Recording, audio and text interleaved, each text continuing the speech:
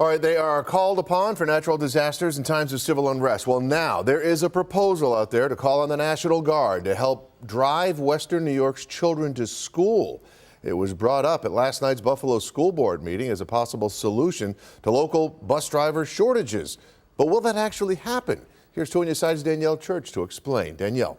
Scott, Buffalo Public Schools Superintendent Kriner said it was just an idea, that the district hasn't discussed using the National Guard in depth. During a normal year, he says the district has 667 drivers, but right now there's only about 515.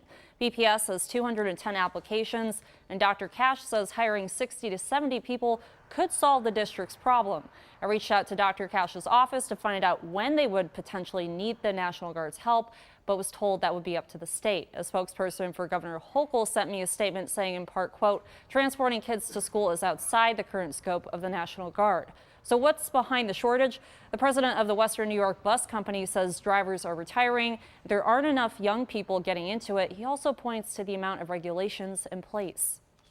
So many restrictions now, so many regulations that sometimes you lose good driver because of the medical follow-ups. There are so many medical restrictions. There are many different factors, why sometimes we even temporarily lose a driver.